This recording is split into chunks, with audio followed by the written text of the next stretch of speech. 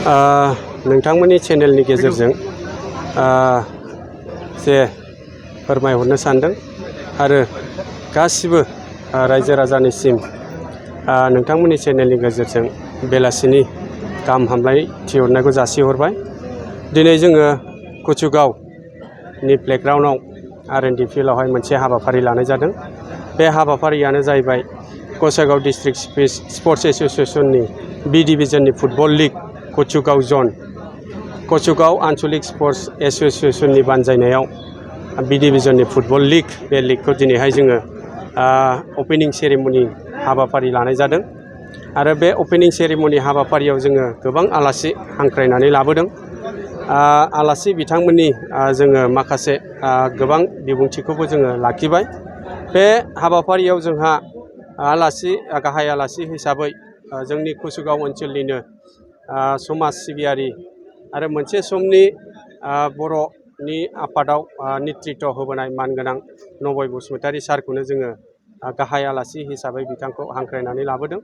आरो लोगोसे जोंहा बे ओनसोलनिनो गभर्नमेन्ट कलेजाव एस'सियेट प्रफेसार मावनाय आरो मोनसे समनि दुलाराय बर' फरायसा आफादनि गाहाय नेहाथारि मानगोनां डक्टर गौतम मुसाहारि बिथांखौबो जोङो आलासि महरै बेवहाय हांख्रायनानै लाबोदों आरो गोबां आलासि जोङो बेवहाय हांख्रायनानै लाबोदों।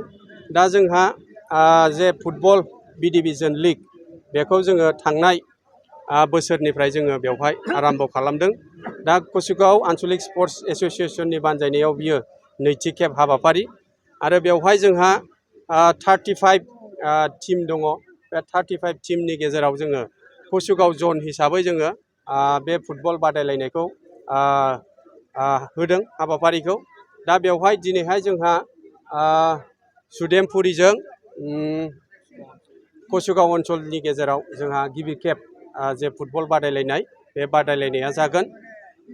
बिनि गेजेरजों मोनसे जों मेसेज होनो सानबाय थादों कासाया जे जोंनि कुचुगाव ओनसोलाव जोंहा जोंनि लाइमोन गथ'फ्रा जाहाथे गाज्रि साइडजों एबा बे ड्राग्स जानाय बैफोरनिफ्राय जाहाथे गोजानाव थानो हायो। बिनिखायनो जोङो कुचुगावआव मोनसे फुटबलनि बा गेलेनायनि बारहावाखौ लाबोनो थाखाय जोङो कासाया नाजागासिनो दङ। थांखिया बेनो बयबो जोंना जाहाथे सेंग्रासा गथ'फोरा जाहाथे फुटबल एबा गेलेनायाव एंगेज जानानै थायो, गाज्रि हाबाफारिनिफ्राय गोजान जानानै थायो। बे थांखिखौ नोजोर बोनानै दिनै कुचुगाव जे ओनसोलाव जोङो कासाया रह' नाजानानै जोङो दिनैहाय बी डिभिजननि फुटबल लीगखौ जोङो सालायगासिनो दङ। बियो जोंना 42 दिन जागोन, 42 डेज। बिनि गेजेराव 42 डेजनि गेजेराव जोङो बे खेलाखौ फोजोबगोन। बिनि उनाव जोङो ए डिभिजन लीगआव जोङो बाहागो लानो थाखाय साखाफारा जागोन।